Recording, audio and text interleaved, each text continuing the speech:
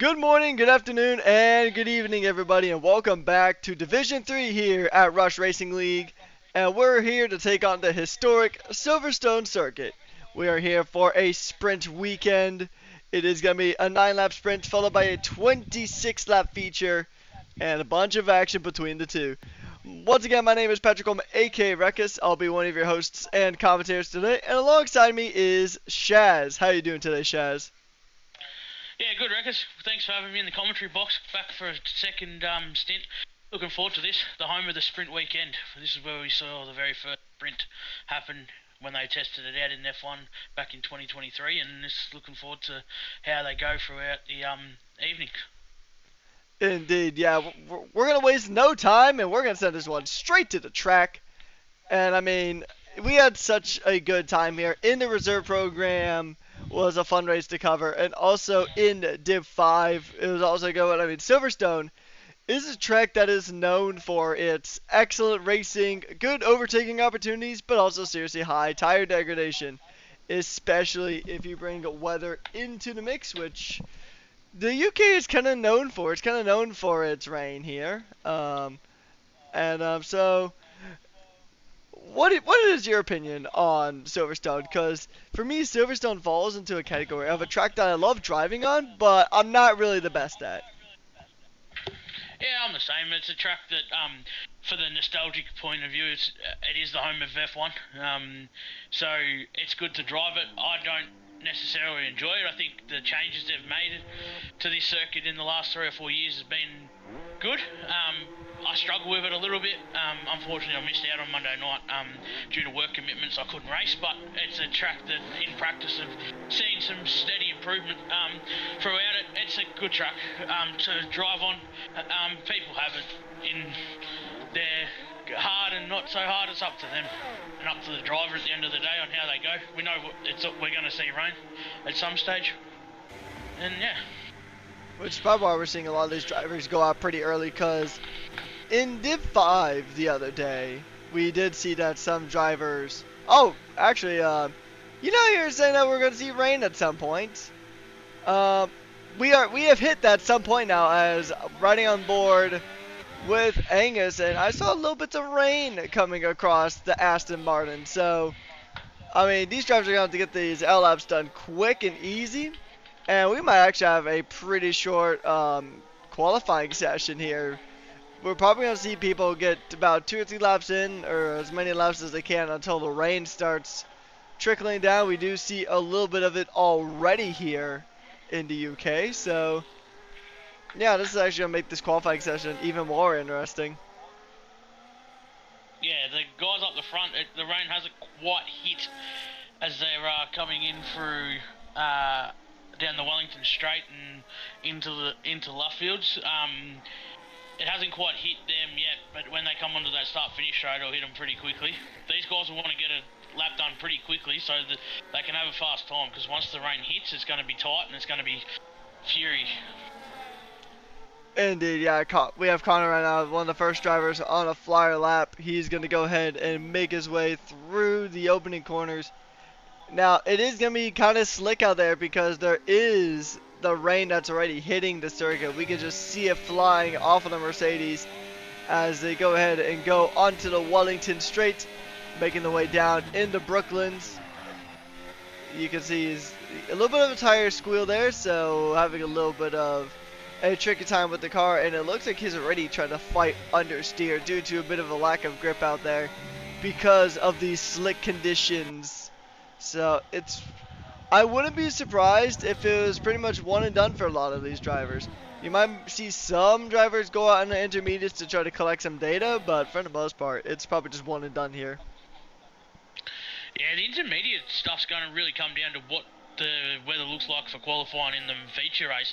Obviously, this in the game sees this as Friday, so it'll be interesting to see if there is a change in weather or whether we see more rain throughout the whole weekend. It's going to be interesting. So a telltale sign will be if we see guys going out on the intermediates to get some data leading into that qualifying session, obviously on the Saturday after the sprint race. Connor says the fastest lap. Yeah, he does a 127, so he's in the 127s, which is, as we've seen throughout the week, it is slower, but that track would be slippery than some of the divisions we've seen. I know last night in Division 6, we were seeing guys in the 126s and pushing into the 125s near enough in qualifying, so we can see the difference that there's having the water on the tracks making to these cars already. Indeed, yeah.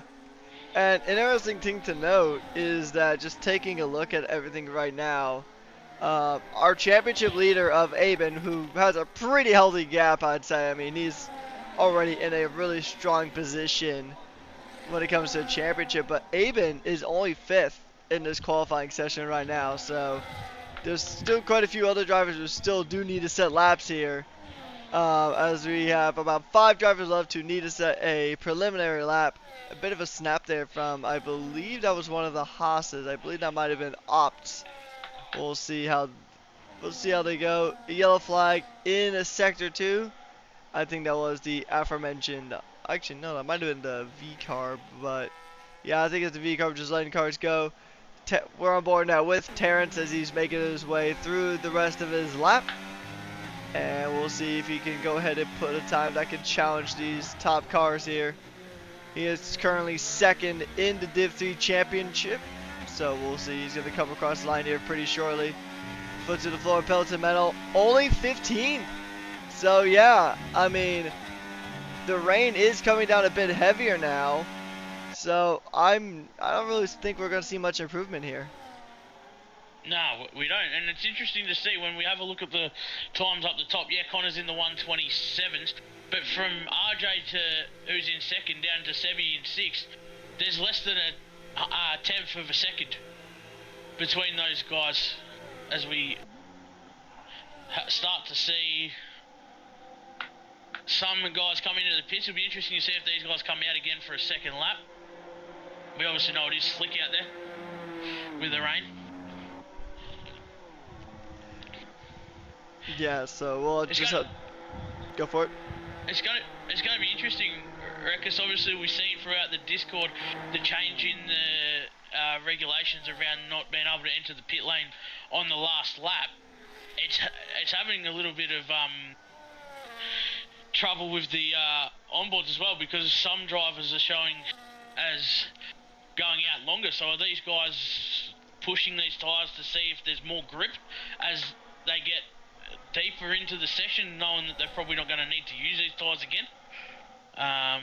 Or are they, as I'm on Limitless at the moment, and he's 10 seconds behind his time. So these guys are just going out. So the track has slowed down. It is slick out there. It's going to be interesting to see what these guys do. Yeah, I mean, it's kind of, I mean, with about 5 minutes to go in the session, and the fact that it's slick out there, I mean, and here's the thing too that we all have to kind of remember is that this is for the sprint. This is not for the feature race, because there will be a separate quality for the feature race as well. So, the sprint, while there's good points on offer for the sprint, there's not as many as the feature race, so I don't think these drivers are going to be stressing about it as much, because they'll know they'll have another go at it again. Ideally in better temperatures as well, so I do know that this track does have a interesting quirk where you can finish the race in the pit lane and actually win.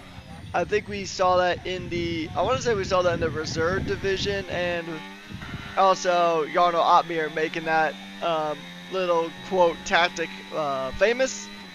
It was pretty funny to watch, I will admit, but it was good that they put a regulation call on it. We do see, I mean, Draco went pretty wide there just before entering Maggots and Beckett's on the exit of Cops. So, yeah, there's not really any grip there, and I don't think we're going to see many other drivers go back out onto a set of inters. Whiff has actually equipped a set of intermediates, but so far, the Sauber is the only one. Yeah. With on the inters, maybe going to just do a recon lap, see how they go. They've still got 3 minutes to go in the session, so There is a chance that if they get out, they can have a run on the intermediates. That may also pay homage to the fact that the race may be wet too. They might want to just understand what the tyres are doing in the sprint race. Suts is out on an outlap in the Williams. He's about to start his lap.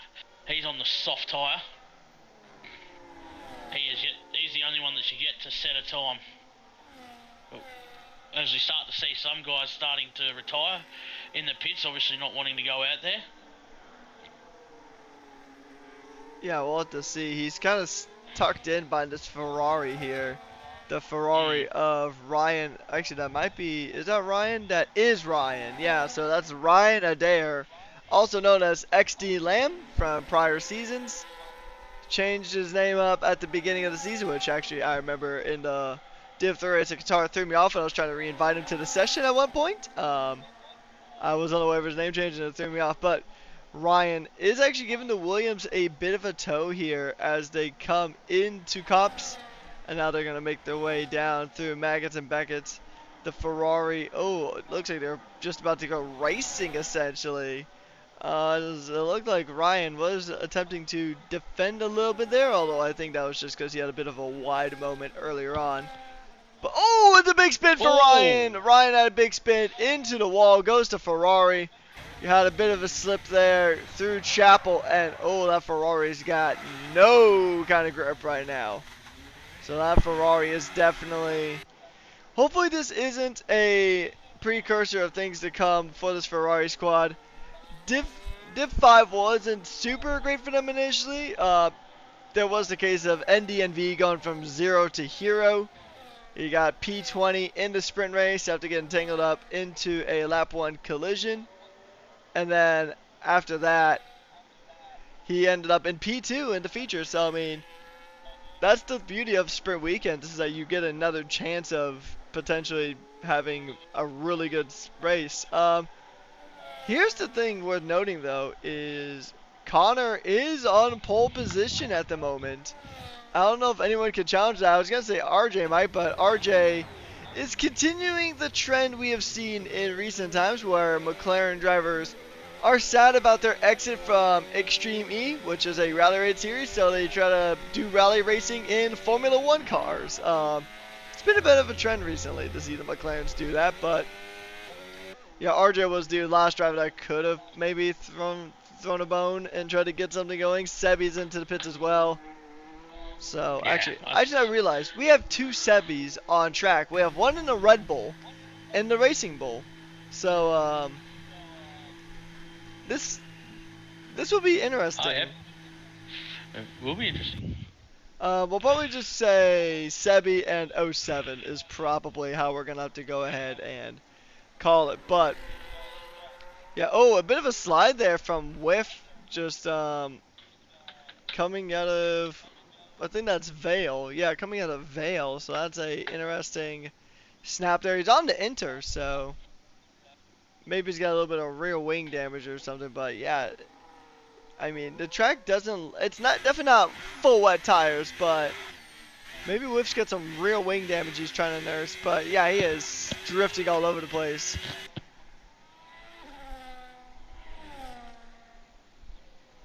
So do you think we're going to see rain in the sprint race here, Shaz, or is it going to be dry throughout? What are your predictions? Yeah, it's hard to tell from qualifying. A couple of drivers went out on the intermediates, whether that was the fine time. They all look like they're running dry setups. It'll be interesting to see. I would say it's probably going to be dry for the sprint, and then it might rain again in qualifying for the feature race later on in the day, I think. We will see. Yeah, just going to go and make a run through our qualifying order here. We got Connor on pole position, followed by RJ, and sprinter is McLaren locking out P2 and P3, and then Sebi, Aben, 07, Angus, Two Door Gaming, Tryhard, Limitless Draco, Wolfmanteeth, Jensen, Protein, Sick Party, Terrence, Gangster, Dr. Mitz, Vettel, Ryan Adair, and then Soots. 2 drivers who definitely didn't get the best out of this running. We know that they're definitely not. That's not their true pace. I can say that for sure. I can definitely say that they are quicker than that, but once again, weather can really throw a wrench into the works of things. So it looks dry now, but it looked about the same as it did when we started sprint quali. So there's a chance that partially into the sprint race we may see that weather kind of kick in, and just in general we'll see how it goes. The weather could actually, it could be really weird because the sprint is only 9 laps long, which isn't a long race indeed, but it could also pretty much be a case of where halfway through the race it's like too tricky for a set of slicks, and we might actually see pit stops for the intermediates here. But once again, the UK and its rain is, I mean, those two are pretty much synonymous with each other, so we'll just have to see how the sprint race goes. Yeah, exactly right. It's going to be a good race to start. We're just sitting here waiting for us to get green as drivers load in. There we are. We have those Four. 5 red lights going on the gantry, and it's lights out, and away we go for the sprint race here in Silverstone. And we're going to see some jockeying for position. Sprinter gets past his teammate, RJ, not having the launch he would have wanted, but Sprinter having a fantastic time in the sprint race right now. Early moves here. RJ having a really rough start of it. He is now falling back behind Sebi. And him and Sebi going side by side, going through. Now they're on the Wellington straight, making moves here, trying to go ahead and just push it all the way down into the corner, and Sebi not getting the most out of the corner. He falls behind Aben. We have started this sprint race without pretty much any drama, which is always a good thing to see. There is a yellow flag, but that is because there's just a gaggle of cars coming through the hairpin as they make their way through the cops. And so far, we are in for a very solid sprint race right here. No weather yet coming into play, as we see Angus taking a good amount of grass there on corner exit as they go in and make their way through Mackett's and Beckett's. But as I'm sure you can attest, Chaz, dirty air can be really rough around this track. Yeah, 100%. As we see Tudor down the back of the pack, he's dropped 10 positions early on this lap. He's been caught up in a little bit of drama early on. My game glitched at the start. It had Vettel up the front, not Connor. But they make the run. Connor hasn't been able to shake Sprinter for DRS. One thing to note real quick is that Ryan Adair, so there's definitely drama at the start that we missed, but Ryan Adair is missing his entire front wing, so not exactly the greatest start to Ferrari's week, as Ryan is now in a sandwich here between the Alpines. Jumping back towards the front now, we have Sprinter trying to put a lot of pressure onto Connor. Connor is having a pretty good run of things right now, so just taking a look at the standings here, Connor actually is pretty low in the standings. There's only 3 drivers behind him. He's only got 29 points on the season, but he is doing fantastic work here in the sprint race, Shaz. Yeah, Connor joined us later on in the season. It's good to see him join us. He's been solid the last couple of weeks. Hasn't been, I think from memory, 2 weeks ago he pushed for a podium as they go battling in. Sprinter and him go battling in to Wellington, I think. So yeah, 29 points. I think this will be his 4th race, I think, from memory, in Division 3. So it's good to see him having some success. Yeah, actually, I think this will be race number 6 according to the Drivers' Championship. But still, yeah, he hasn't been here for a good portion of the season. He's missed quite a few rounds. It's good to see him back here for round number 10, as we are already halfway through the season, which is crazy to think about. But, I mean, Connor, I think if he had a full season, just considering the pace we're seeing from him here tonight, I think he could be a pretty serious, at minimum, midfield contender, probably higher, but he's putting a lot of pressure on to Sprinter Giggles. Now we do have to talk about the Constructors Championship here in Div 3. Still quite a bit of battling that needs to go on here.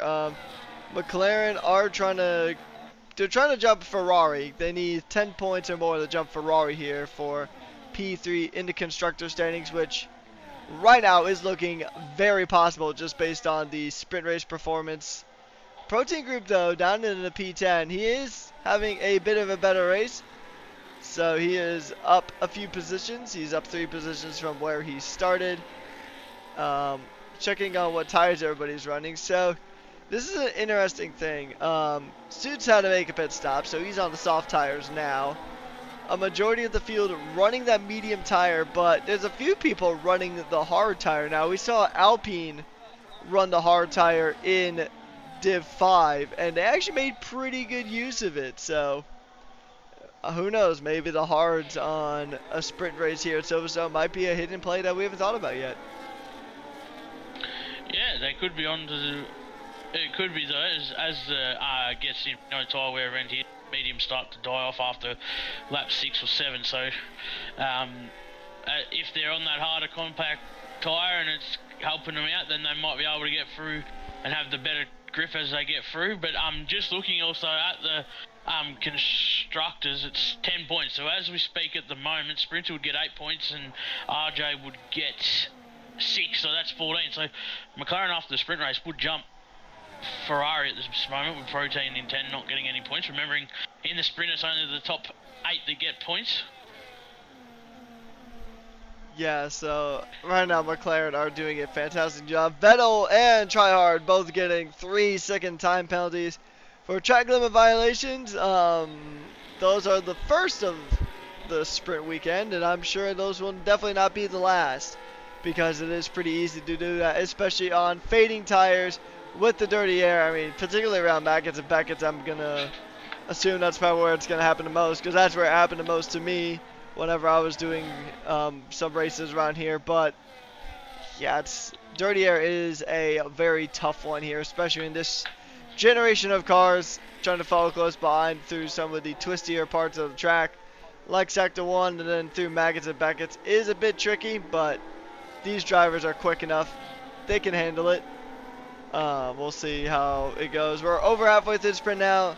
Lap 5 out of 9 here. Still a good amount of racing left to go, but then we have a feature race and feature quality just after this. It's pretty much dry now here for the sprint. The track may be slightly slick if it is due to the weather from earlier on, but I'm pretty sure it's pretty rubbered in now, so we're seeing some really good pace from these guys here. Yeah, 100%, and I'm just flicking through the top runners, just seeing where their battery's at, and most of them are at that 30% mark. 07's at 81, he's saving his battery, waiting for his time. He's got his teammate there also in 75% in limitless. He's going to dump. It's going to be interesting to see. Sprinter's got out to a 5/10, 6/10 gap now, but it's about keeping them in DRS. Obviously, it's tough at Silverstone. There is 2 DRS zones, but they're not like your traditional tracks that have got that long sweeping straight. They're pretty short straight, so if you're not right on the gearbox of the person in front, it is quite hard to get the overtake done in the DRS zones. Yeah, the DRS zones can be pretty strong here, but you gotta really make the most of them, because like you said, you really don't have a lot of time. It's not like Bahrain, Baku, Vegas, Monza, where you have a lot of time to utilize that strong DRS zone. I'd argue that this track has some of the stronger DRS zones, but you don't really have a lot of space to use those DRS zones, which is pretty funny considering that this track used to be an airfield base or Air Force base. So you would think, and we have corners or like straights even named the hangar straight, so you would think there'd be some longer straights to simulate a runoff, but no. You pretty much have to be within about 5 or 6 tenths roughly to at least close the gap where you could shake for a move, but you really want to be about 4 tenths or even 3 tenths before you actually start DRS if you want a chance to get a move done here. Yeah, 100%. as we follow these guys, you can see the DRS train, and we're now just starting to see the hards start to take over as the optimal tyre. As we see Limitless get past Sebi, the two Sebis there, on the hards and move into fifth. So the race is going to be whether Limitless can push for the next 3 laps on these tyres and get close enough to perform the moves. He's in a DRS train, so that's going to make it difficult for himself. But that's really what it's up to now. He's got the optimal tyre, and it's about pushing to the end. Yeah, pretty much. That's exactly what it's going to be here. So, Draco, I mean, this is pretty much also what we saw kind of in the sprint as well, with Aardvark making a good charge on those hard tires towards the end of the sprint race. So, he's going to go ahead and try to make the most of the Red Bull. He's going to try to utilize the wings that Red Bull gives you, and he's going to try to fly ahead of these McLarens and the Mercedes here. But I still want to commend Connor, because even though it's only his 6th race here at Rush, he is still having a really good performance here in the sprint.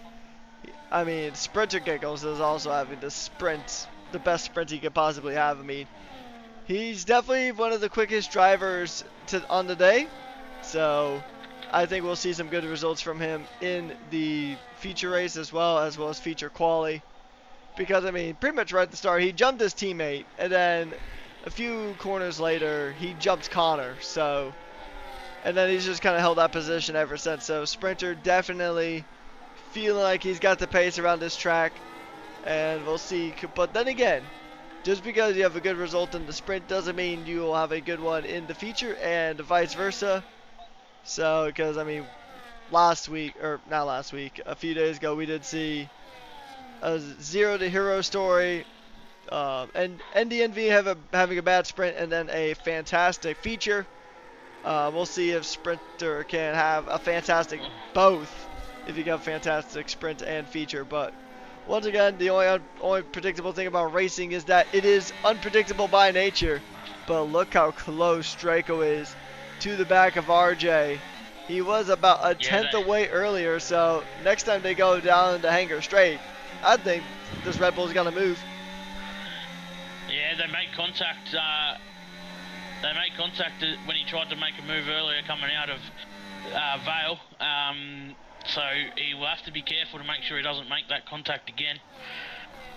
Tried to go a bit deep and was probably unlucky, but he's having a run now. He'll come around and hit the Hanger Straight. As we say, unfortunately for Sutz, he gets a 10-second penalty for speeding. He's burning hard. We see RJ not making them. Ooh. Oh, it is going to be tight. It's going to be who's got the better run. Oh, late on the brakes! Ooh, this could be dicey here. Dicey times here. We'll see. It's got one more tour to go. This is the final lap of the sprint race here in Silverstone. We're going to see who's going to go ahead and make the most out of this move. Oh, it's going to be the tire. Watching us from the back of RJ's McLaren. I mean, you could just see Draco kind of looking for any kind of semblance of a gap here. Looking for anything humanly possible. Draco is going to try now. He's got DRS. Is he going to go ahead and make this move happen? It's not going to be an easy move. He's going to try to think about the outside, but that door is slammed shut. No opportunity for Draco, but Draco's going to try to hook it around the inside, but once again, that door is closed as well. And now Aben is actually into this mix as well, the current championship leader in the mix of it. And we'll see now if Draco can force a move onto RJ. Terrence now setting the fastest lap of the sprint, but he is down in the P18, so not exactly a great start up to the week for Alpine either. As we're going to go ahead and continue on, making our way through the circuit here. We're on the final DRS straight, and Draco was close enough. There wasn't too much RJ can do about it. He's going to go ahead and take the position, take the podium away for RJ, who has had the best of sprints to kick things off here. But making his way through the final corner now. The checker flag is out, where one McLaren had a rough time of it. The other one did a fantastic. Sprinter Giggle wins the British sprint race here at Silverstone. What a drive. McLaren will jump Ferrari in the constructor standings as it sits right now. They're up in the P3. What a drive from Sprinter. Yeah, that was a great battle between RJ and Limitless for that last spot on the podium in sprint qualifying. I think the consolation for RJ is that it's only 1 point. It's not like in the regular season where it's a 2 or 3 point difference between third and fourth. It's 1 point. They find themselves here. Well done to Sprinter. Good race. He got past Connor on lap 3, and after that he raced away with it. Sprinter by name, Sprinter by win, they would say. Connor didn't disgrace himself though. Second place is fantastic. As you said there, Rekus, our championship leader, Avan in 5th. The two Sebbies in 6th and 7th, and it was Jensen who picks up the last point in the Racing Bulls. He's a reserve driver, having a go tonight in the Racing Bulls, but it was a good sprint race, and now bring on the feature qualifying. Indeed, yeah. I know we haven't really talked about Jensen in this race. Jensen, he made his first appearance in a reserve program race not too long ago. Actually, it was a Silverstone reserve race that happened at the beginning of the week. But going to go ahead and run through our sprint result here. It is Sprinter Giggles winning the sprint here, and then we have Connor and then Limitless Draco jumping up from P10 to P3, and then there's RJ, Aben, Sebi2, Jensen, Protein Group, With Matif, Sick Party, Angus, Gangster, Tryhard, Tudor, Mitz, Vettel, Terrence, Ryan, and then our only retirement of the sprint of Soots. Soots was reported to have screen freezing issues, so he had to restart. Yeah, tech issues are pretty much a given when it comes to any form of esports, really. It's not just a sim racing exclusive thing, so we'll just hope for the best, and hopefully he'll be better off in the feature race. So once again, we'll just have to see. Feature quality is a go now.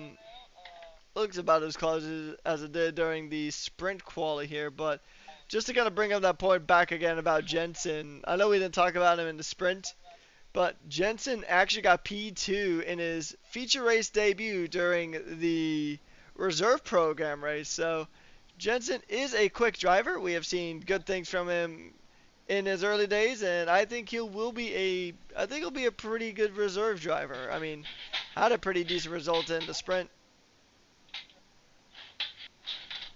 Yeah, that was a good race.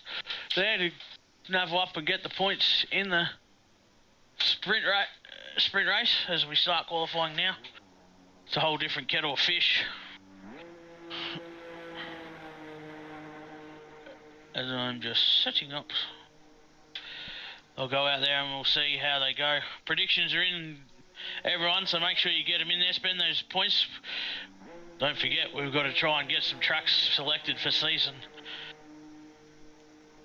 10. We're moving into next season. Yeah, it's crazy that we're going into season 10. That's crazy to me that we're doing season 10 already at this stage. But I mean, yeah, it's a massive testament to everything that's been built here over the years. I mean, I've only been around with Rush since about midway through season 7. The first race I did with them was a F2 race, which the F2 division is coming back. It will be returning Friday, as I was told earlier on. It will be myself in the commentary box for the return of F2 with who we're not exactly sure yet. It actually might be us again, Shaz, which will be a fun time of things. Yeah. Do you know what track it is actually for the F2 race? Yeah, they're at Albert Park at Melbourne, mate. Beautiful. Yep. Yeah, so I mean, an Australian league going to an Australian track to kick things off, I mean, it's only right. I know we don't go to Australia here in OCE until around the end of the season. I think it's the third to last round. I think it is. Yeah, I think it's either like third or fourth from the end. But still, I mean, we still have a good amount of racing left to go. We round up the season, round 18 at China, heading to the Shanghai International Circuit. One thing to note, Soots has been able to rejoin, and also Terrence does have a quali ban that he will be serving here in the feature race, so that is why he has retired early. And now we're going to go ahead and jump on board with the man, the myth, the legend, Sebi, as he's going to go ahead and be the first driver to start a lap. There is no weather right now that is playing in effect. It's cloudy, but that's about it. It's going to make the track temperatures a bit cooler, so slightly harder to fire these tires up, but it's the soft tires around Silverstone. They're not going to be hard to fire up. We'll see now as he makes his way through Sector 2. Any predictions for a pole position here today, Shaz? Because do you think Connor could do it again, or are we going to see one of the drivers who we normally see at the front take charge here? I'm gonna say RJ will go pole Ooh, that's a bold prediction. tonight. So here's the thing. My brain is telling me it's actually gonna be the other McLaren. I think Sprinter. He had fantastic pace in the sprint, and I think he can carry it over. I think Sprinter will get pole, but if Connor got pole again, I wouldn't be upset by any stretch of the imagination, because Connor's got the pace too, and I think Connor, with a full season effort, could be a force to be reckoned with. As we have Jensen a few tenths off of his teammate, but these are all banker laps with no weather in sight. I think it's going to be a pretty smooth sailing session, so we're going to see these lap times trickle down, and we'll probably see the most representative quality laps around the final 2.5 to about 3 minutes, roughly around that ballpark. So just drivers trying to get some rubber down to kick things off here. As Sprinter goes up into provisional pole with a 126.2, and that's a very strong lap there from Sprinter. Yeah, that is very, very strong. Sprinter, that's a lightning lap. I missed earlier on in the week due to being away, but that would be competitive in the top of many racing leagues. Yeah, 126 is a really solid lap. I mean, I think he's got potential to break it to the 125s. And honestly, I have 2K channel points riding on somebody getting into the 125s. Connor, though, not too far off himself. He's about half a second off, but for a banker lap, that is pretty impressive, I will say. As we'll hop back to the other Mercedes man, the TP of Vettel. We're going to see, he set a purple sector 1 though, so I think Vettel's got some pace in him that he's just unlocked here at Silverstone. Yeah, he's locked in, and that track's coming to very quickly. The predictions were in early, and it'll be interesting to see whether we get there. I'm out. I said a late 126 would be pole. I still got a little bit of hope here, but I do want to say one thing really quickly as qualifying still is going on. A massive welcome to Big Yuki fan. First time here, welcome aboard. Hopefully you do enjoy your time here at Rush Racing League. Be sure to drop a follow if you are so inclined to, and hopefully you just enjoy the night. We're happy to have you around, as well as everybody else who has been in the Twitch chat throughout tonight. It's always awesome to see how amazing this community is, and hopefully you find a good place here. If you want to join the action, you can go ahead and let us know. We'll drop you a Discord link, and that way you can go in and get involved. We do have an F2 race coming up, or you can also just take part of the reserve programs that run every single week. They run the same races as our main 6 divisions. We also have a North America and EU division that runs on Saturdays at about 5 p.m. Eastern Standard Time here in the US. So, yeah, just hopefully make yourself at home, and we're glad to have you here. And also, for the record, even though those formats have been great this season of Formula 1, I am also a big Yuki fan. Hopefully the 2026 Red Bull is better for him, but we'll see.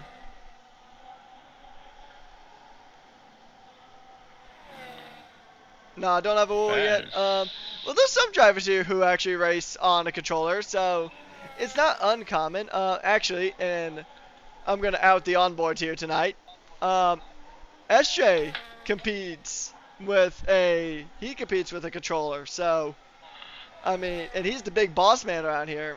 And also, to be fair, I race on a controller, although I don't race competitively, but there's a few competitive drivers here who do race on a controller or pad or whatever you want to call it. So don't let that stop you from getting involved if that is the only thing. But it's always your call. But regardless, we're happy to have you here.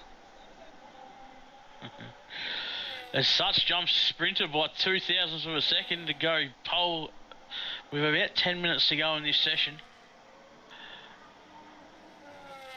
There's been a lot of invalidations that we've seen. A lot of guys that are on second or third laps. Yeah, that's I mean, it's kind of to be expected. We did see some track limit penalties happen in the sprint race, and we actually saw quite a few things, or quite a few instances of track limits in the Div 5 race. But yeah, but actually, just seeing that Suts, I mean, he had a torrid time of things in the sprint due to tech issues, obviously. But here in qualifying, I mean, 1,000th of a second off a pole. And that is, oh, there we go. Draco knocking at the door of a 125. If somebody can find another 10th, then a 125 is definitely possible. Only 88 hundredths of a second ahead of Soots. Now, I think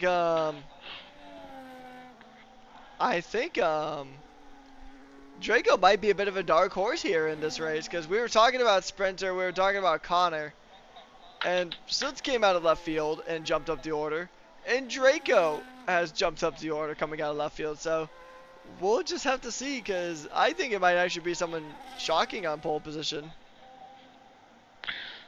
Be good. It's good to see the difference between the guys up in the tops. We'll see as these times start to go and the track starts to climb. That's what's going to be the thing that's going to get them there. That track's starting to climb. Yeah, this track is getting faster and faster by the moment as there's more rubber being applied to the tarmac here. And now we're going to ride on board with RJ. And actually, Shaz, I'm going to let you take this lap. With RJ, here he is. He's got purple in sector 1. He's about to come in through in onto the old start-finish straight. The Hamilton straight, and come into the technical section that we know as Maggots and Beckett's. So tough and easy to invalidate here, but he holds it tight. Oh, he invalidates coming in through Beckett's. That is unlucky from RJ. It's so easy to invalidate there. It is, especially if you get any sniff of dirty air. Your car is just going to go wide there, and it's really easy to invalidate. Now, this track on a controller, I mean, it's a tough one, as I'm sure SJ can attest to. It is a tough one, but yeah, it's especially when you get to the dirty air, you're gonna have to fight with your car. But once again, there's still about 6.5 minutes left to qualify, so he'll be able to give it another go. He'll be able to come into the pits, slap on a new set of tires, and then give it a go. Dr. Mitz now currently on a lap in that anniversary edition Haas. One of the nice things I will say about F125 compared to 24 is the addition of alternate liveries that don't just take up a slot on the World or the F1 World car. It is good to actually see that drivers could actually use these alternate liveries. We initially saw it with the McLaren Chrome livery, and now we've seen it here in F1 25 again with Haas actually getting 2 alternate livery options. You get their 200th Grand Prix livery, and then you also have their Japan livery, so it's always pretty cool to see these types of things. Yeah, it's good. It's an innovative part of the game. It helps you there with it all, and it's good to see. I'm still waiting for them that Miami V-Carb livery. Yeah.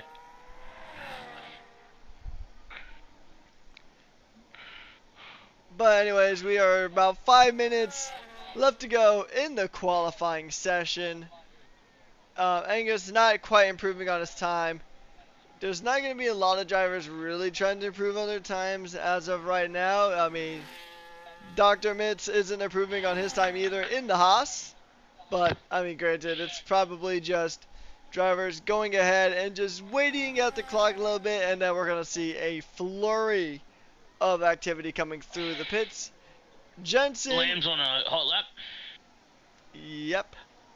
Sebi and One Jensen of them. out on hot laps at the moment. So we'll just have to see as we do see Dr. Mitz coming into the pits. Now we're going to hop on board with 07 Sebi, as he's going to go ahead and make his way through the circuit. Actually, Jensen's about to go ahead and fire off a lap, so I'll go ahead and take us through this lap as he goes ahead and goes to the final chicane here, making his way onto the Hamilton straight, and he will begin his lap. And he is going to go ahead and just send it through, going through sector 1.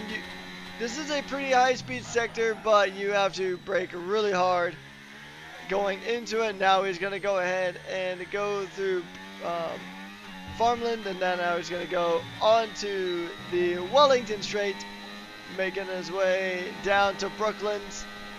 Going to be hard on the brakes just after the 50-meter mark. Very good stuff here. Purple Sector 1, though, which is at minimum my personal best. We do know the purple sectors in recent F1 games can be a bit iffy, but it is a purple Sector 1 here for the rookie driver who made his debut in a reserve race. This always off there, and it is another validation. The British driver not having a good time of things on his home soil. No, he's not. He's 07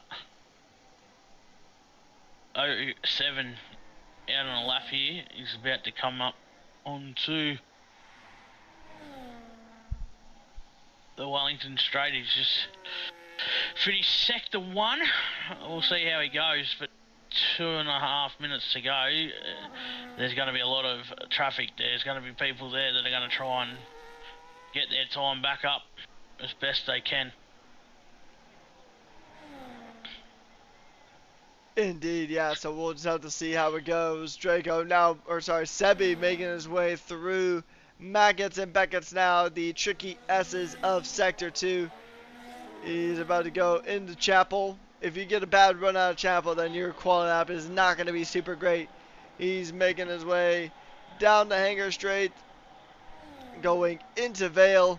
He's going to go ahead and just try to make a push down through the final chicane. Now the final chicane, you can really make or break your lap time here, so we'll see. He's going to go ahead and looks like he had a bit of a slight snap come across the line. It'll be good enough for P6 on track, over 3.5 tenths behind his teammate. And like we said, the flurry of activity has broken loose here in the final 2 minutes of qualifying here, Shaz.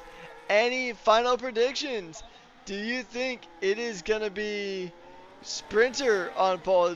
Are you going to stick with the original prediction of RJ on pole? Has your prediction shifted at all? I still think if RJ can get his lap done and doesn't get held up by traffic, he'll go close, but he's got a tough job now. He's going to be stuck in traffic all the way through. I still think it's going to be Sprinter getting pole, but I mean, we clearly cannot discount Draco, Sutz, or Aben. Particularly, Sutz and Draco seem to be really on pace here as we go into the final minute of qualifying. We have a lot of drivers going ahead and doing their L laps right now. few drivers on flyers at the moment. We'll hop on board with a few. Sebi is going to go ahead and begin his flying lap. And so we're going to ride on board with the Visa catch-up, and hopefully we don't give the curse of a invalidation as we ride on board now with Sebi. And we'll see, because Racing Bulls are pretty quick here today, I'll say that. They have been. They've showed it in the sprint race, both of them pushing in to get the points. Indeed, and also especially considering that one of them is making his debut here, Jensen. Jensen making his debut here in Rush Racing League in an official capacity. He did truly debut in a reserve program race, but now he is here in a divisional race for the first time, so we'll see what he can do. He had some pretty good results in the sprint. 07 Sebi is done.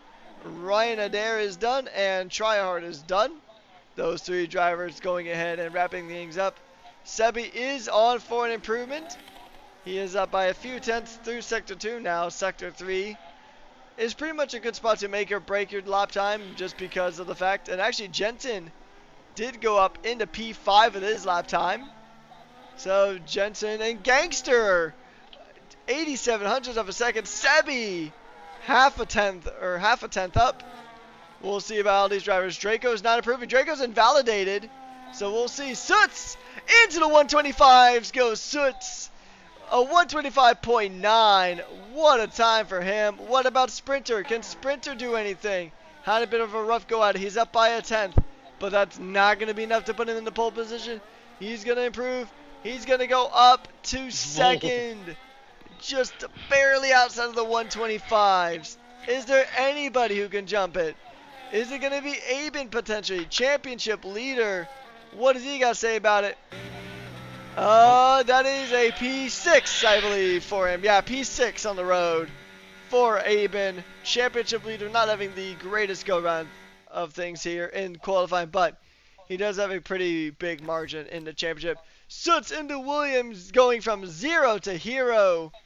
We'll take pole position, the only car in the 125s, and then we have the Singapore drivers of Sprinter and Draco, followed by Sebi, Gangster, Aben, Sick Party, Connor, Angus, Jensen, Tudor, the other Sebi, 07 Sebi, and then we have RJ, Protein, Vettel, with Matif, Ryan Adair, Dr. Mitch, Tryhard, and Terrence, who is serving a qualifying ban here.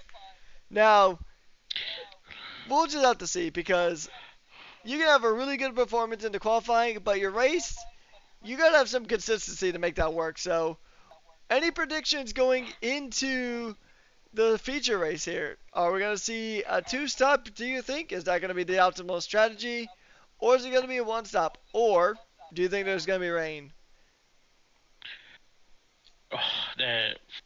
You'd be a brave person to think that there wouldn't be rain. But braver things have happened.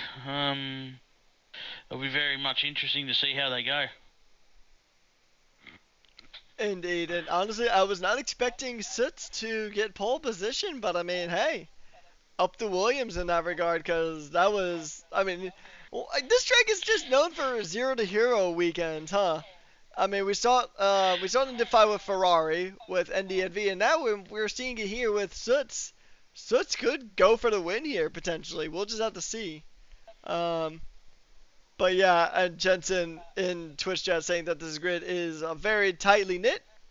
And yeah, that's pretty much what you will come to expect here with Rush Racing League. With 6 divisions, they're all relatively competitive to each other.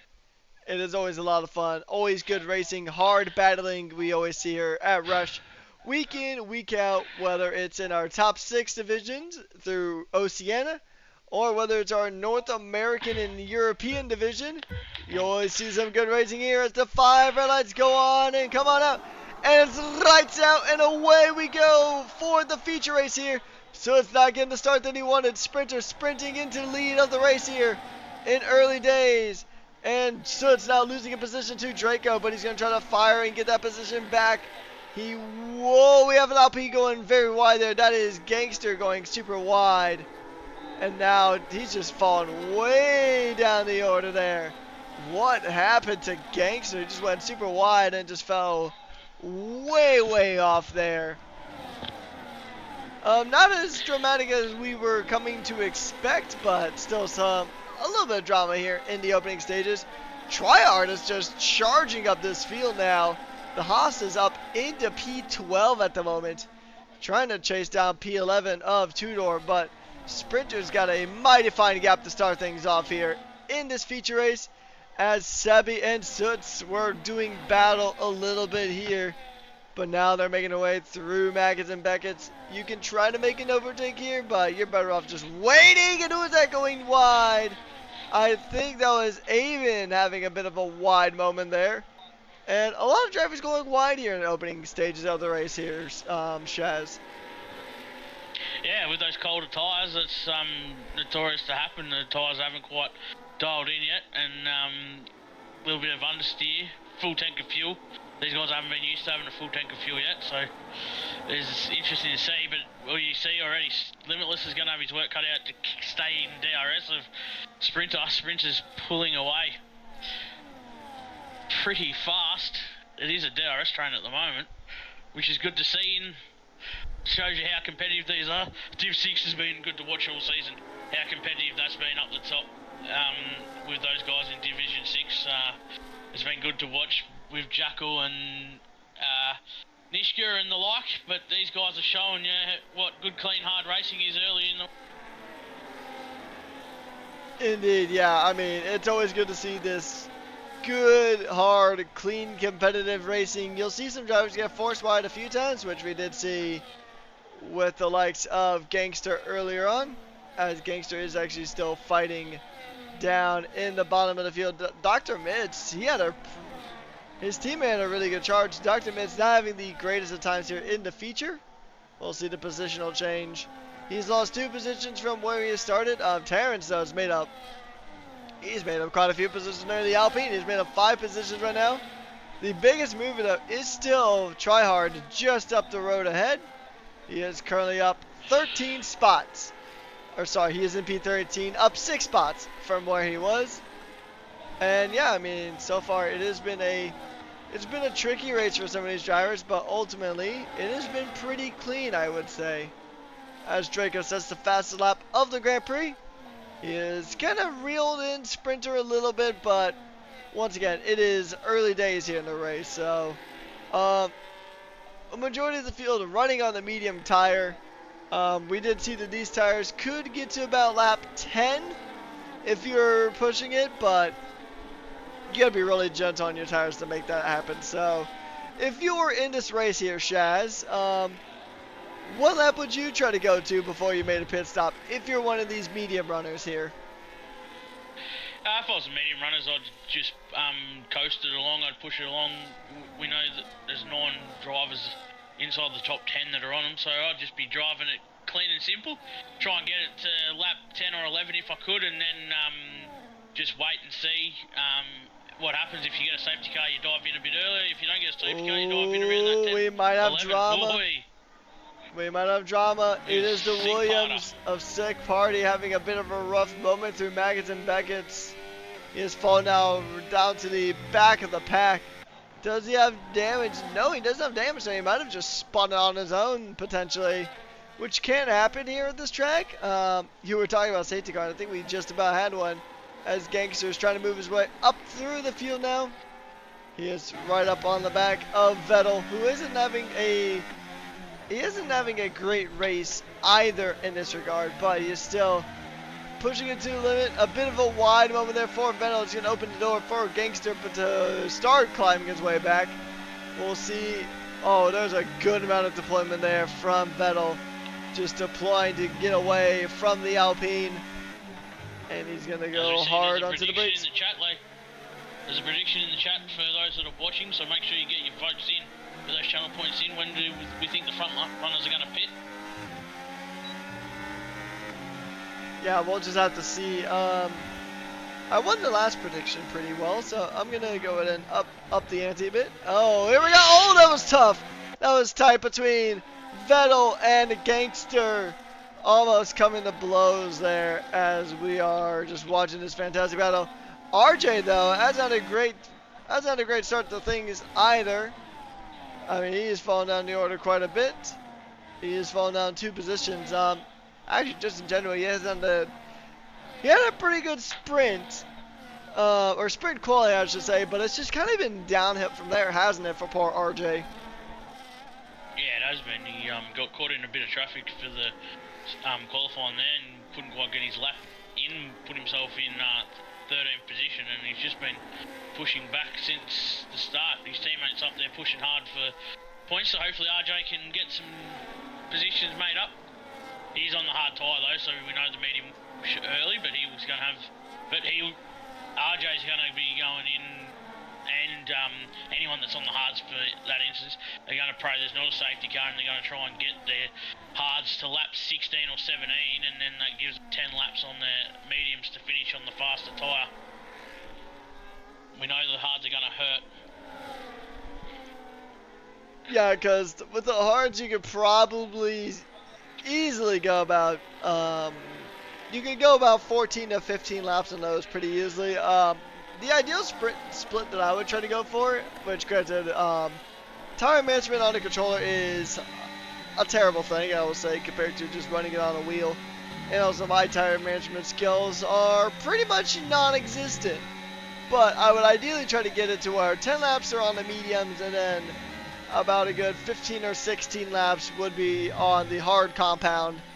Because the hard compound can take a beating, and I would rather try to push that for a later stint if I could. But there is a reason why I'm here in the commentary booth and not out on the track. These drivers and strategists have definitely a better idea of what's going on right now. And they know their drivers better too, that's another thing as well. Because these guys have race engineers that will work with their drivers and try to... Oh, bit of contact there between Sitz and Draco coming through the chicane, and that might be able to push Draco just out of the DRS range, and it did not. But he did have to burn a fair amount of battery, a little over halfway through his battery right now. He'll be able to get some good recharge here. But yeah, these engineers, they know what they're doing, and I mean, I'm sure they're a massive help to these drivers. Yeah, these teams, I know Williams and McLaren, they do a fair bit of practice throughout the week. Their engineers will have it dialed. They'll know exactly what their drivers can do. They'll know what lap they need to pit with the tyres. They know how they can save tyres. They know how they can save petrol. It's a lot of work that goes into these teams, and it's commendable to those guys that put the effort in every week and do the practice to get the data so that they can get to race night and know exactly where they are and feel confident in themselves. It's always such a bit of culture shock to hear you guys call it petrol instead of gas. That's just a bit of the dynamic you get when you have 2 commentators from different countries commentating on the same race.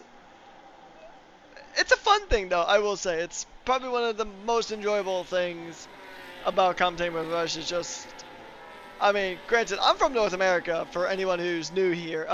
It is currently 6:30 in the morning my time for these races. For some people it's about 5 p.m. I think these races start about 7:30 p.m. roughly on Australian time. So time zones are a funny thing. Now, Rekus. All depends on where you are for Australia. For those that are in Melbourne or Sydney, it's an 8:30 start this week due to daylight savings. Next week we'll go back to 7:30. But some of the Brisbane, for argument's sake, they stay normal. They don't move their clocks forward or back, so they stay normal. So it's 7:30 start for those in Queensland. Yeah, it's always interesting just hearing about how time zones always differ, because I mean, in the States we have 4 separate time zones. In the US, if not more, I think there might be more, but I know for a fact we have at least four different time zones, which is pretty wild to say the least. Some states here in America can actually get up to like about 4 hours difference, which is just bonkers within the same country. But But yeah, it's always interesting to hear about different nationalities and just different things that different countries do. I mean, we even kind of see that also in the tracks that we race at too, because each country has their own different type of track style. I know in America we really love to turn left, considering about how at least 75% of these circuits here in the U.S. are ovals, and we're actually seeing some drivers kind of pit in now. Connor's into the pits, and Jensen are into the pits. Those two are probably going to go for a two-stop. They could be going for a two-stop, or they're just going to try and get a bit of the undercut. You never know with these guys. We know as the tyres wear too, also they're going to get harder, so the chances in the lock with safety car are going to be a lot higher. So maybe they're just preying on the fact that they're going to get a safety car later on in the stints. I mean, that's possible. I don't remember seeing a lot of this in Div 5, but safety cars are still definitely a possibility around here. So, I mean, the safety car would change up the entire complexion of this race, as we are currently on lap 8 out of 26. Suts is having a fantastic turnaround here. Definitely a massive 0 to hero day for him. He had a tough time of it during the sprint, obviously with those hardware issues that just plague everybody at least once in their life, probably at least once a year at bare minimum. And now he's pretty much come back to, he got pole position, now he's fighting for a podium here, pretty much getting right off the back of Soots here, or on board with Soots. We're getting up right on the back of Draco here. He gets really close, but I think he just gets a bit too close. Coming through the... Oh, what is going on back here? I think we had a bit of drama near the pits, maybe? Could have been, yeah. Maybe, but anyways, but yeah. Soots is now actually out of DRS range from Draco. He had a big moment there. And now it's the two Aston Martins right behind him that are in a prime position to take a spot away from the pole man. Yeah, and we're now seeing the hard runners, they're starting to get, those that started on the hard tyres, they're starting to come to a bit better. So they're pushing on the medium runners, so it'll be interesting to see when we see the... Yeah, I'll be curious too to see when they pit. Just a reminder for everybody in chat. I think the prediction window has closed. It has, but be sure to go ahead and get involved for the next prediction, because with SJ at the helm, I'm sure another prediction is just right around the corner after we see these pit stop predictions. So there's 11k channel points in the pool. There's going to be some of you that are new who won't have that many channel points on offer, but here we go. Soots is in right at lap 10. We'll see now. Not sure. Does he count as a race leader? I think it's probably going to be either. We'll see when. It's going to be sprinter or limitless. Yeah, that's what I was thinking too. So we'll see if either one of them comes in on this lap. It's probable that they're going to come in around this lap. They may push it to lap 11. The two most popular predicted laps were lap 10 and lap 11, with lap 11 having 50% of the vote, lap 10 having another 47%, and then lap 9 having 3% of the vote. Unfortunately, if you predicted lap 9, then you are incorrect, so lap 10 or 11 will be the benchmark here. Draco is really close to the back of Sprinter here, so we'll see. Draco is going to go ahead and try to push now. He's going to go in now, going into Magnussen back, because he wants to be close, but not too close, because he doesn't want to suffer the full force of the dirty air. He did lose a few tenths, but now he's pretty much gaining right back up. Within 3/10 of a second, it's going to be a bit of a defensive move there for Sprinter, but nothing is going to stop the limitless Draco. He is into P1, the Red Bull, having the speed and having the pace, jumping up to P1. Now we're going to see if he's going to jump into the pits. Doesn't look like it, so it looks like it's going to be about lap 11 for the race leaders on their pit stop. So if you predicted lap 11, well, you actually might be right. Or they could push to lap 12 and then everybody's wrong. It'll be interesting to see. The later they push it, it is 07 in third position. He's on the harder compact tyre, so he's going to have the better tyre. I feel like Limitless is probably pushing himself here to have a big in-lap to just so that he can fight off that undercut. He knows where he has to be. Connor and Sebi, they're going to be... well, when we look at Connor, he's 21 seconds away from him. And Sebi's about the same, so it's going to be it's going to be tight. It's a tight pit lane here at Silverstone, especially the new pit lane that they've been using now for 10 or so years. So it's going to be tight for him. Indeed, yeah, it's going to be really tricky for these drivers. It's going to be a really tight pit lane.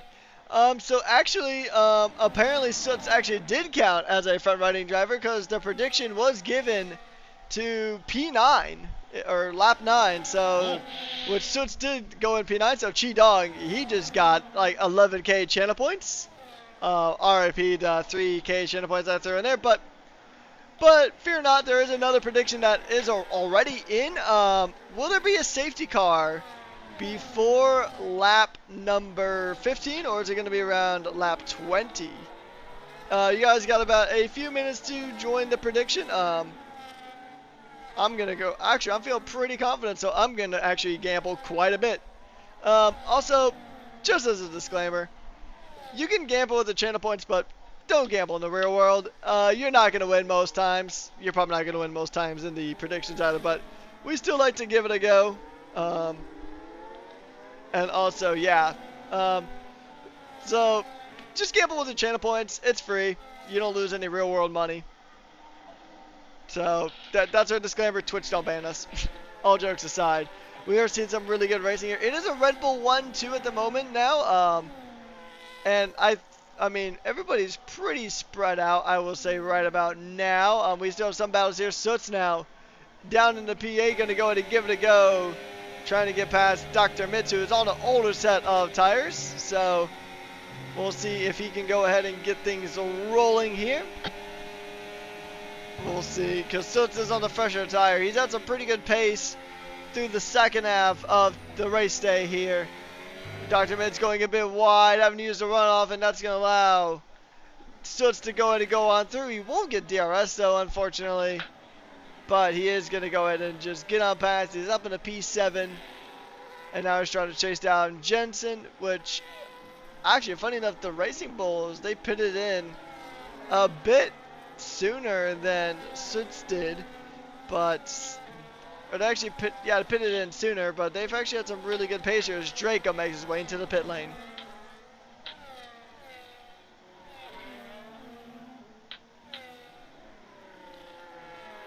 And this Draco has been able to keep in front of Sprinter, so Draco there has done well. Obviously, 07 and RJ still yet to pit. 07 has a fair bit of a gap to RJ. So it's going to be tight. Very tight for 07 on when he pits onto those medium tyres. He will be hurting now. Very much hurting. Yeah, so we'll just have to see. I mean, these tires are definitely going to be back in for the sweet release of a pit stop here soon. But here's the thing, though. I mean, I think he needs to go at least another 3 laps or so on this tire. He's going to go around for another lap. RJ will probably do the same. I think ideally you want to try to get these tires to at least about lap 15 on the hard tires, I would say. Because the mediums are going to be just absolutely flame broiled at that point if you try to pit in around lap 13 to try to make a set of mediums go to the end from here. So it's probably going to be about lap 15 or so 15 at least for these drivers. They may try to push more, maybe try to push to the 20s, which would be a massive stretch, but we have seen weirder things here at Rush Racing League, so we'll just have to kind of keep an eye on how things are going. Sebi, though, is eyeing up that rear wing of the Mercedes just up the road of him. It is Connor, the man who got spin pole position earlier on today, now under pressure from the Racing Bull of Sebi. The Visa Cash App Racing Bull driver trying to go ahead and push it all the way to the max. Trying to go ahead and not max out his credit card as he's trying to just chase down Connor here. Connor's actually pulled away a bit of a gap there. He took that corner a bit better than the Racing Bull. But once again, we're only on lap 14 out of 26. We're pretty much right at the halfway stage of this Grand Prix here, Shaz. Yeah, we just ticked over in the second half of this race. We see the Connor and Sebi and all these drivers, they're pushing hard onto the back of RJ07. He's in the prime position here. He can run for as long as he wants. He hasn't got to worry about dirty air. He doesn't have to battle anyone. He's 13 seconds or 12 and a half seconds up the road. For RJ and the guys on the hards, it's about pushing them as long as they can. And really, they need to get past RJ because Sebi's going to be on the better tyre when he comes out. So they're going to want to get past RJ and get going so they can create a gap so that when Sebi comes out, we see where he comes out in a minute. But when he comes out, anything could happen. Indeed, yeah. So we actually did have an onboard request. So we are doing that now on board with Two-Door Gaming. We did miss a overtake that he performed earlier on, but he's looking to maybe get another one onto Draco. We'll see if he can get this move done onto Draco. He's on the older tires though, which is pretty interesting to know that he is on 5-lap-old hard tires compared to the 2-lap-old hard tires of Draco, but he has been pushing hard. Two-Door has been doing, he's actually had a pretty good race, all things considered. Taking a look at the positions he has gained here. He's gained 3, but I wonder if he'll have to make another pit stop. We will see. No penalties yet on the day, which is pretty surprising, I will say. He's got DRS now going down the hanger straight. He's going to go ahead and push it to the limit. And now he's going to go ahead and just try to hug it around the corner, trying to go to close in. Sebi is now into the pits. And RJ is also into the pits, so the last of the drivers who started on the hard tires are coming into the pits. And now, that was our onboard lap with Two-Door. He was trying to catch up to Limitless Draco, and he's actually still within DRS, so still within the realm of possibility as Soots actually gets ahead. Soots and Sebi battling it out here for position. Bit of tap, bit of contact, both drivers go wide. And that's going to bring Limitless right into the mix. Limitless is going to go ahead and try to get the move done. He gets past Soots, but he doesn't quite get past Sebi. And there's a lot of traffic drama here in this race. Yeah, there is. That middle pack, from 3rd through to 6th, there's 4 drivers. They're all within a second. They're DRSing it. They're pushing hard. Sebi's going to feel as though he's got a bit of pressure on here as they go through. We make the run down into the technical section of Maggott and Beckett's, and it's tough, and as we've spoken about a lot tonight, the dirty air has got the potential to limit a race as they see him push on and run.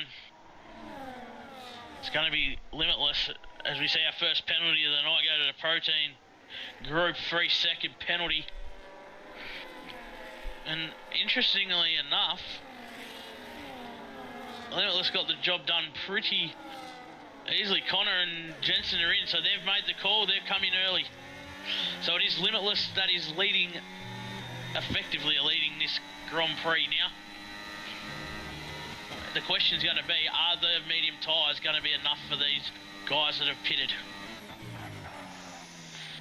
It's in the realm of possibility, but I think kind of like the sprint, I think those tires are going to be really suffering there towards the end. But Once again, we'll have to see. There's still a good amount of racing left to go. Sebi, though, is in a really good spot right now. He is in P2 at the moment. Under pressure, though. Soot's trying to go around the outside. Is he gonna do it? Soot's around the outside. What a move from the Williams. He is definitely in the groove now on those hard tires. Had a rough go at it in the sprint, but this second half of the race day has just been fantastic for the Williams. They're definitely going to be happy about that one, that's for sure. 100%. They're seeing the practice come into fruition, and it doesn't take a genius to look at what they're doing and seeing how they're going in every night on the league race and see that the practice is making them a better team. As 07 Sebi gets a 3-second penalty, it is making them better, and they're proving it when they're finishing up around the top end of the most times. Yeah, now we're starting to see these penalties kind of swing on through, as we do have somebody coming into the pits. I believe that is Sebi actually coming into the pits. So Sebi on the 2-stop. So he's going to fall down the order a bit, but now this pretty much is going to, we'll see which of the other drivers try to stick it to the end on this set of tires. Or we're going to see some more 2-stops. We have a yellow flag. Oh, it's a front wing off for Ryan Adair. The Ferrari driver having a wing off. I think he got into it with maybe Connor, I think. Yeah, Connor's missing an end plate on that on the right side of his car. So that's an end plate done and dusted for Connor. He had a really good sprint race. Got sprint pole, finished in second. But the feature is a bit of a different story here for the Mercedes man. Yeah, that's unfortunate for Connor. He had, as you said, a good sprint race, but now he's had a collection there. He's obviously gone on the 2-stop strategies. He's going to have to stop again. That's unfortunate for him. But it didn't bring the safety car out, which is interesting. Yeah, indeed. So, and actually, that actually would have fallen neatly in the gap that's in our prediction here, because the gap was either before lap 15 or after lap 20. That would have fallen right in between those. So once again, it'd be a case of neither side really winning that. So, but yeah, that's going to be really intriguing to see how the rest of this race plays out. Soot is actually catching the back of Draco, so we might still have a fight for the win yet on our hands, but there's going to be a point where those 3 laps of age that Soot has over Draco on the hard tires might come back to bite him in a bit. Yeah, it may do. It's going to be interesting to see how it goes. Other interesting thing now is we've got 7 laps to go. If there is a safety car after lap 20, what's going to happen with these guys? Are they going to dive in and get the softs, or are they going to prioritise lap position? We obviously know that it is the tyre compounds, it's the biggest difference at Silverstone with the tyre compounds and the speed. It'll be interesting to see what they do. Indeed, yeah, it'll be interesting to see, because strategy is always such a interesting part of racing. I mean, it feels like half of your battle is just on the strategy front. So you always got to kind of consider strategy. You got to consider, like we were talking about earlier, you got to discuss with your engineer, with your team, when do you want to pit? When do you want to, do you want to stay out? Do you want to pit? What lap are we going to aim for? And then a safety car just throws all that preparation straight out of a window. And then you just kind of learn to adapt on the fly. But as we are still racing here, it is still a lot of hard racing still left to go here in this race here at Silverstone. We're going to see Sprinter trying to go ahead and put pressure on the 2-door. He's going to go ahead and get closer and closer to the back of the Sauber, but not enough to pass yet. Still too much in between them to go ahead and get a move done. Draco is starting to really pull away now. Those 3 laps of age difference between the tires is really starting to kick in. Draco on the 7-lap old hards versus Soot on the 10-lap old hard tires. Now it's going to be in a bit of a pickle. One thing we do have to kind of discuss now is Driver of the day. Shaz, I'll let you go first on this. Yeah, it's a tough one. There's been some guys that have had some good races. They've come better from their qualifying.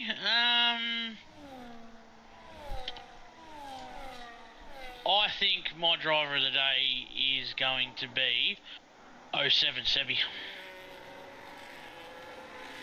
Sebi's your pick? 7 position. All right. Yep. Now, I'm kind of torn in between. There's two drivers that I have in mind for my pick for driver of the day. Two-Door's definitely got to be in that conversation because he's had a fantastic feature race. But also, I also kind of want to give it to Soots. Now, granted, it's just because it's another zero to hero kind of story for Soots. He had tech issues in the first stage with the sprint. Didn't really qualify well, and then just had a torrid time of things with having the disconnect and having to restart his game. But then he comes around to the feature race and then gets pole position and still is in contention for a win here. But definitely having a good step on the podium. So I'm kind of really torn between these two. I think just in overall weekend terms, I'm going to have to go for Soots. But if we're talking about specifically this race, then definitely two-door. Yeah, Soots has had a great race. This sprint, and he's, as you say, he's fighting still for that win. Yeah, good, two good choices there. And I think 07's been doing pretty solid as well. So I think 07, two-door, and Soots are all contenders for driver of the day. But just to remind everybody, unless this was changed again since I last heard, driver of the day no longer gives a point. It is still something we do though, but it is now the cleanest driver of the race who will get that extra point, which will be shown at the end of the Grand Prix. It'll show up in the results. I think it's right after the podium celebration. It is shown, but that is where the extra point goes to now. We're seeing some good fights here. Sprinter trying to get back to the podium. He was my prediction for pole earlier on, but just did not get it. And he's been trying to fight quite a bit ever since. He started in second place just behind Soots and has fallen back now, as we are down to about 5 laps to go here on the Grand Prix. And, I mean, honestly, these cars are still pretty close, so anything can still happen here, Shaz. Yeah, 100%. Second through to 5 again. They're in a DRS train. We're just seeing RJ now. He's on the mediums. He's got to try and get him there. He's pushed into the top 10 now. He's fighting with Jensen. As we see some yellows as Tryhard is off. Yep, they both went off there. Yep. Looks like a bit of contact between them too. So it's going to be interesting to see. We know the safety car. This is really the last lap for the safety car. Now lap 23. It won't come out after now. So it's another race with no safety car, you would think, and we're now just seeing that Draco with those 3-lap younger tyres, he's just pulling away, and he's got to just now keep it straight. He's got roughly 15 kilometres to go of this race. Indeed. So, for those who don't know, there is a poll into the Twitch chat. You can say, you can give your input on who you think driver of the day should be. Right now, the two options are Sebi and Soots. So, if you have an opinion, go ahead and give it a vote. We'll go ahead and also run an interview with driver of the day. We do have post-race interviews right after the race. It'll be with our top 3 drivers if they're available, and also our sprint winner. So we will go ahead and call in the sprint winner. We'll call in our podium sitters and driver of the day. we'll run through our interviews. But before that, we still have 4 laps of racing left to go here.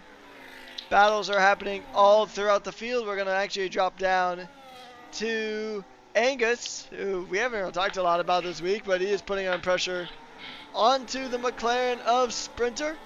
Still a lot of good battles. Actually, there's a lot of battles happening pretty much up and down the entirety of this field. But yeah, overall, it's been a good race here so far. 3 laps to go. But yeah, actually, I don't think we're gonna get a safety car at all. Nah, we're not now. It's inside 3 laps, you won't get it. Oh no, Connor has been given some 3 seconds, so we're starting to see those 3 seconds start to flow in. Yeah, no, the safety car won't come out now though. We're inside 3 laps to go. Corner cutting. Connor. Ooh, yeah, Connor's definitely having a rough time of things. It's kind of been the opposite here for Connor this week, because we were talking about 0 to hero for Sootz, but now it's kind of like hero to 0 for Connor. He had a really good sprint, qualified on pole, finished second, but now he's pretty much just barely into the reaches of the points. There's a bit of drama here. It's the 2 Haas's getting into a bit of a tangle. It is actually, it looks like it's the Mercedes of Vettel and Tryhard having a bit of a moment there. Tryhard is definitely trying hard to defend from Vettel here. And actually, oh, look at this, just a bit of the road. It is Tudor and Sprinter trying to fight it out for position. And we're going to see how this one is going to play out. The McLaren is pretty much now right up the gearbox of Tudor Gaming here. Is Tudor going to go ahead and hold on to that podium spot? We'll just have to see. And it's the penultimate lap of the race here in Silverstone, and these drivers are giving no quarter, and it is full speed and full push all the way to the end. Yeah, exactly right. That's how we want to see our drivers work hard. Sprinter wants to get on that podium.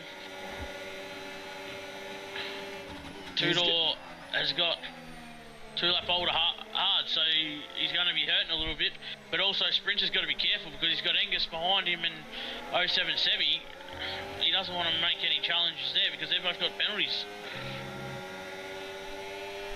Indeed, yeah. So, I mean, the funny thing is that Angus and Sebi aren't going to really lose positions in P5 and P6.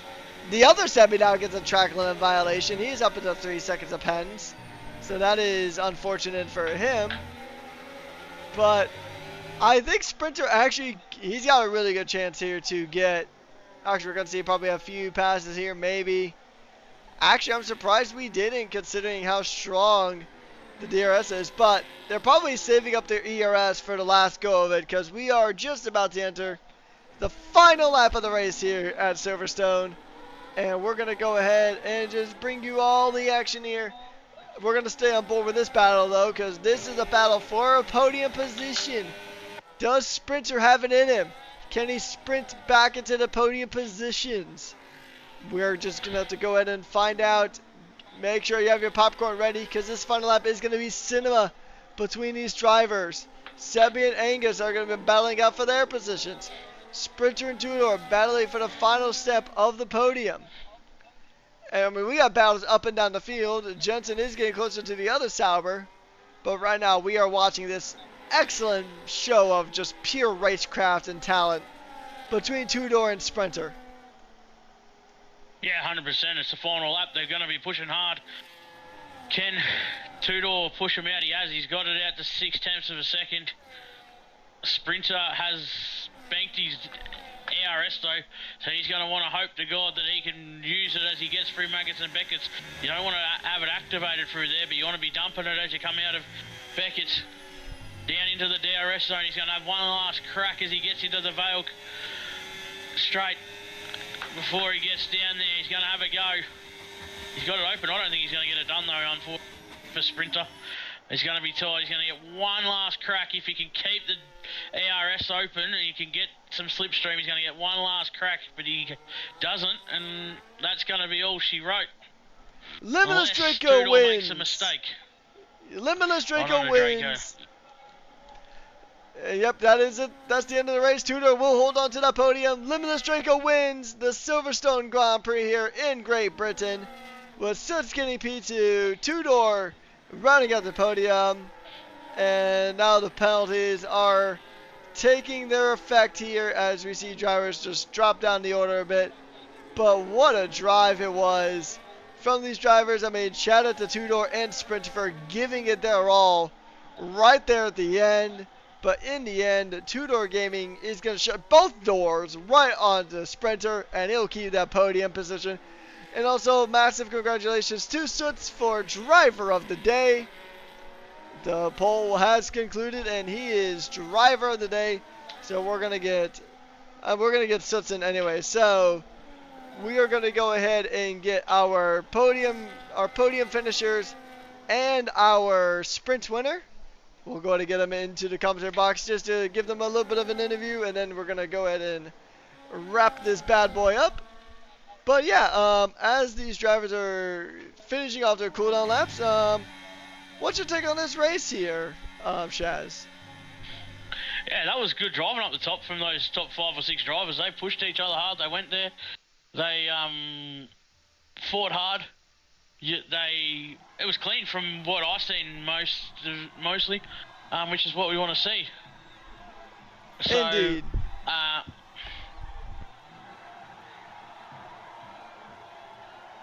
Oh, you can go on. No, it's just good to see. Limitless, he had a weekend. I know we spoke about Suts, but Limitless had a good weekend as well.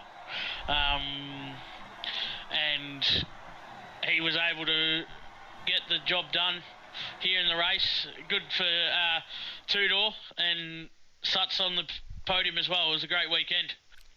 And Tudor Gaming will get the bonus point for cleanest driver of the day. So that's a good result from him, as we're going to go ahead and get our results here just to go ahead and remind ourselves who went where. And then Sprinter, we'll get Sprinter in as well because he did win the sprint race here. Just a quick run through the results there.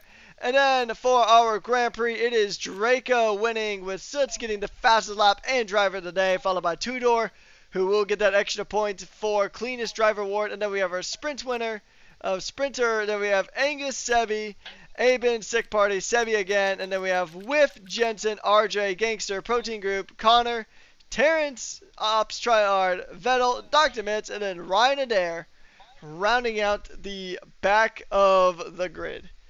So, I mean, what a race that was. It was a lot of fun. I enjoyed it a lot, and hopefully everybody did here too. But before we go ahead and wrap up the stream, we do have interviews to get through. So yeah, it was a really fun race. I really enjoyed that one a lot. Silverstone is, I mean, it's one of the best tracks in Formula One. It's always a good watch.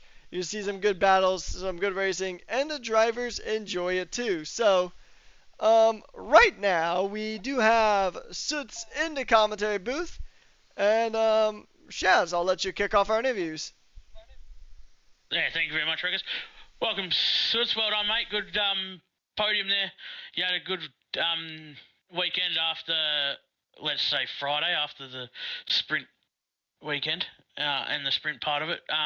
Unfortunate that you had those little technicalities with your setup, but well done, mate, on a good qualifying, good pole position, and then you backed it up with second in the race. How did you feel it went tonight?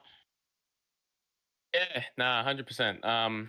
No, I felt like it went well. I felt like I managed my tyres well. I felt like, a hard track with the tyre wear, that one, 100%. Felt like I managed it well, just absolutely got bogged down on the start. I couldn't believe that. Just went nowhere. And then it's basically just manage it once you get into clean air a bit. But man, Limitless, he just managed his tyres well. Can't do anything about that. Yeah, 100%. I gave props to your team, Williams, throughout the race tonight about the amount of practice that you guys have been putting in. I know you put in practice a lot as a team. Do you feel as though that helps you come Wednesday night? Yeah, 100% it does, especially when we're the last ones of the week. So we've got all the feedback, all the data. So it was loving Williams, man. It's a brilliant team of the week. Yeah, it is, and it's good to see Dito. He's done a good job since silly season to get the team back and firing. And from all reports that I get out of it, you guys are loving it as a team over there. I know you're getting some results. I know last night we saw Nishka get a result that he's probably been deserving of for the last month. Mate, good race, well done on that second position, and also good pace with the pole tonight. I'll hand you over to Reckers. Thanks, mate. Well, so I mean, it was definitely a textbook definition of a zero to hero week for you. I know you had your issues in the sprint, but uh, what pretty much allowed you to turn it around come the feature races or the feature race in quali? Well, firstly, just my PC started working. That was a plus. But nah, I knew my pace was there. I just did all the practice beforehand. It helped having everyone else in the team before me do all the track data, tell me all about the tire wear. I knew exactly what the strategy was going to be going in. Massive props to Dido there as well, of course. No, it was just maintain the whole way. Indeed. So, two more questions before we let you go. We are heading to the Temple of Speed next week at Monza. How are you feeling? Are you feeling comfortable around the track? Do you think it's a track you're definitely going to need some work on? What are your thoughts? 100%, I'm going to need some work on there. I've had some bad history at Monza in the past. I remember, I think it was F1 23 or 22. I think I straight lined and absolutely took out half the pack from the midfield. So, no, definitely, I haven't done too much racing on it since in the last couple of games. So, I definitely need some work. All right, final question. I know you were thinking a lot of people, but is there anyone else you'd like to thank or shout out before we let you go? My teammate, Sick Party, he had a hella comeback drive after a moment in the Verstappen corner, but he came back and secured that top 10. Awesome. Well, once again, congratulations on P2 and driver of the day, and also fastest lap too. So, quite a lot of accolades after today's race, and we will see you next week in Monza. Cheers, guys. All right. We have Two Door as well. So Two Door, how you feeling today, mate? Because that was a heck of a defense you put on there towards the end. I'm sweating, mate. Understandable. Yeah, it's just trying to save tyres as best I could with having an early box, and yeah, just saved ERS for the straights and managed to hold off Sprinter. GG's to him, man. That was a good battle for those last few laps. Yeah, I mean, it was really tough to kind of look away from because it was such an entertaining battle between you two. Did you think you had the podium pace all weekend, or do you think you just made the best out of your pit call for the race? I just think I made the best pit call sort of thing. I know I don't have the pace with those front runners. They were all pretty quick guys, so just sort of play the strategy, play the smart game, and yeah, docks early, save tyres, and see what happens at the end of the race. Despite all the hard defending you did, you still got the cleanest driver award from the race, so you'll get an extra point on top of your podium. Two more questions before I pass you over to Shaz here. We are heading to the Temple of Speed, like I was talking with earlier with Soots. Are you also in that category of this is a track you need to practice on more, or are you feeling confident? The last race I did, I DNF, so yeah, not feeling too confident. So yeah, I don't really practice that much, so we'll just wing it and hope for the best. All right, last question is there anyone you would like to thank or shout out after today's race? I'd like to shout out all the kick boys. We've all been putting in a bit of work. Um, and shout out Josh, he's the man. And shout out the FST boys. They've helped me not here but in other leagues, so just getting race practice and stuff like that. So it's been good to do that sort of practice, and yeah. All right, well, once again, congratulations on the Clean Driver Award and also a beautiful podium. And I will pass you over to Shaz if he has any other questions or comments. Thanks, mate. Yeah, thanks, Ruckus. Two-door, mate, fantastic drive. I'm just having a look at the Drivers' Championship now. They'll push. Terence had an unlucky night tonight, so that's going to push you. You've really consolidated that second position on the table. Do you feel as though, as we push through, that you can push for a championship, or do you think that Avon's going to be a bit too far out there for you? I think he's a bit too far. I think it's a fight for P2, really. Yep. Yeah. He's what, 50? He was 50 something points going into this round, so that's what, two race wins ahead. So, I mean, I would have gained on him a little bit, but it's in the scheme of things, it's not a lot. So, GG's to him, and I'll battle Terence for P2. No, exactly right. And how have you found it this season in Division 3? It's been a division that has been up and down throughout the year, but how have you found it with these guys? From my point of view tonight, the racecraft didn't seem too bad, but have you enjoyed racing in Division 3 this season? Yeah, like probably I'd say 90% of the guys are pretty clean, pretty respectful. So also a couple of terrorists, but I'm not going to name any names. But for the most part, yeah, everyone I've battled pretty much. I don't think I maybe reported one person a few weeks ago for about four or five tickets. But that was the first time I'd reported anything this season. So yeah, 90, like I said, 90% of the guys are pretty respectful. They'll leave you space, and yeah, where respect's given, you kind of give it back. So all's fair. No worries, mate. Well done on a good race. You get the cleanest point as well, so you get to pick that up. So well done to you. And yeah, good luck next week when we go to Monza. Thanks, mate. Good luck to you too. Thanks, mate. Alright, so that is going to wrap things up here in Division 5, the last race of the week here for Oceania, but we do have F2 coming back on Friday. We're heading to Albert Park in Melbourne, so we're heading to the Australian Grand Prix to kick off the return of the F2 division, and yeah, hopefully we'll see you guys there. Before we go, I do want to give a big shout out to our sponsors, Sim Racing Center, Pagni SimLab, and AI369. Thank you to all of our fantastic sponsors, and thank all of you who have joined us in the Twitch chat, all the familiar faces, all the new ones. Thank you guys so much. We wouldn't be here without you guys. On behalf of Shaz, my name is Patrick Coleman, a.k.a. Rekus, and we have been your hosts and commentators throughout tonight's Grand Prix, and we'll see you guys next time. Have a good night.